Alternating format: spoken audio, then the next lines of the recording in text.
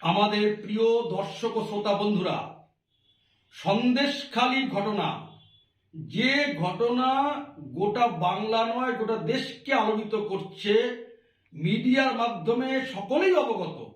সেই সন্দেশখালির ঘটনায়, মহিলাদের উপর পাশবিক নির্যাতনের ঘটনায় পুলিশ উত্তম সর্দার এবং শিবু হাজরার বিরুদ্ধে গণধর্ষণের মামলা দায়ের করেছে। কিন্তু হিন্দু সংগতির পক্ষ থেকে আমাদের প্রশ্ন, শাহজাহান শেখের বিরুদ্ধে এই মামলা পুলিশ দায়ের করেনি কেন? শাহজাহান শেখকে আড়াল করার চেষ্টা কারা করছে? শাহজাহান শেখকে আড়াল করার পিছনে কাদের প্রভাবশালী হাত রয়েছে? শিবু হাজরা, উত্তম সর্দাররা শাহজাহান শেখের বাহিনীর লোক বলে পরিচিত, আর তাদের নামে পুলিশ গণধর্ষণের মামলা যোগ করছে, আর শাহজাহান শেখের নামে এই মামলা যোগ করছে না। অথচ সবাই তো দেখেছেন মূল অভিযোগ তো শাহজাহান শেখের বিরুদ্ধে। শাহজাহান শেখ তো আসল অপরাধী, এরা তো তার নিচের স্তরের লোক। আর এদেরকে যে ধারা যুক্ত করা হচ্ছে, সেই ধারা শাহজাহান শেখের নামে যুক্ত করা হচ্ছে না। রাজ্যের পুলিশ মন্ত্রী এ বিষয়ে কি বলতে চান? তার পরোক্ষ প্রশ্রয় কি এই জিনিসটা হচ্ছে? শাহজাহান শেখের নামে এত মহিলার অভিযোগের পরেও তার বিরুদ্ধে পুলিশ কোনো মহিলার জবানবন্দি জোগাড় করতে পারেনি, না ইচ্ছা করে করেনি? যদি তাই হয়ে থাকে, তার মানে সেখানকার মহিলারা এখনো শাহজাহান শেখের বিরুদ্ধে কেস করতে বা অভিযোগ করতে ভয় পাচ্ছেন। যারা টিভিতে বলছেন তারা পুলিশের কাছে কেস করতে ভয় পাওয়ার কথা নয়। তাহলে কেন শাহজাহান শেখের বিরুদ্ধে পুলিশ গণধর্ষণের মামলা দায়ের করছে না, যেখানে শিবু হাজরা, উত্তম সর্দারের বিরুদ্ধে করছে? আমি আবার নামগুলো স্পেসিফিক্যালি উচ্চারণ করছি।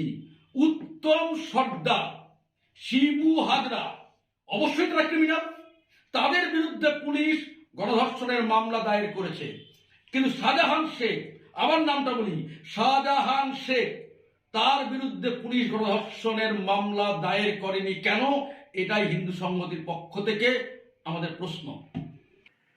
নমস্কার। আমি গতকাল একটি পোস্ট দিয়েছিলাম ফেসবুকে। সন্দেশখালির ঘটনা আদৌ কি যারা দোষী, প্রকৃত দোষী বা মূল দোষী, তাদের কোনো শাস্তি হবে?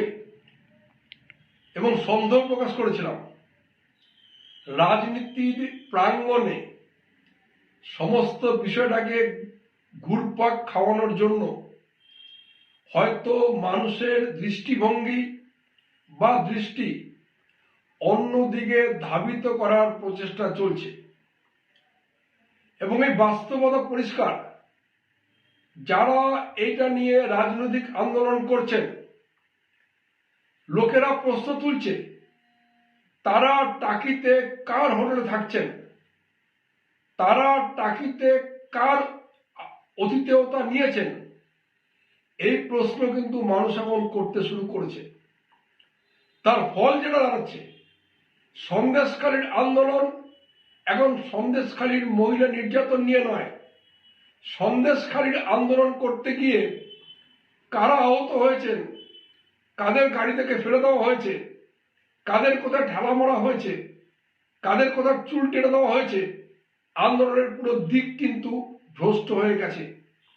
তার ফলে শিবু হাজরা অথবা উত্তম সর্দার, যারা শাহজাহান শেখের মূল স্তম্ভ, এই কুকীর্তির মূল স্তম্ভ, তাদের গ্রেপ্তার করে আসল মাথাটাকে কিন্তু একদম সরিয়ে দেওয়া হয়েছে, যেন তার দিকে কোনো পুলিশ তাকে অ্যারেস্ট করতে না পারে, এবং সাধারণ মানুষের যে দৃষ্টি, সেটাও যেন অন্যদিকে ধাবিত হয়।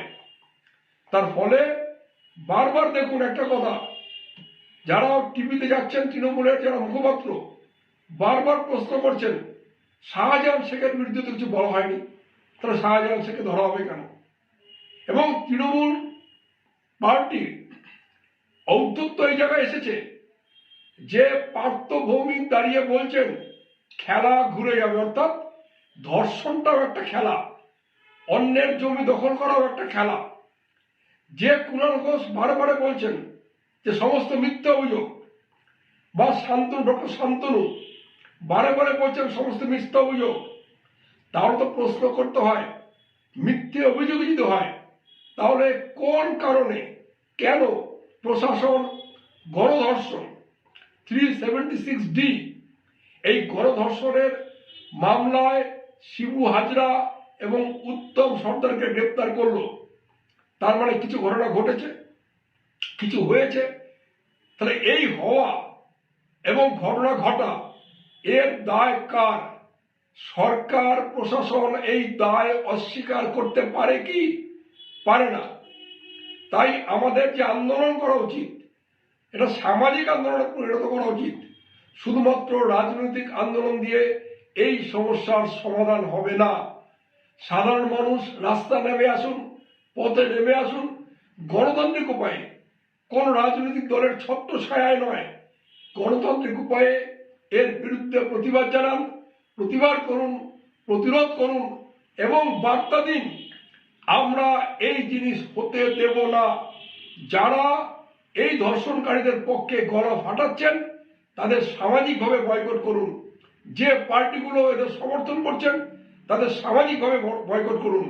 যে বুদ্ধিজীবীরা চুপ করে বসে আছেন তাদের সামাজিকভাবে বয়কট করুন এবং প্রমাণ করুন বাঙালি মরে যায়নি, বাঙালি বেঁচে আছে, বাঙালি মাথা নিচু করতে পারে না। হিন্দু সংহতি জিন্দাবাদ। জয় মা কালী, জয় শ্রীরাম।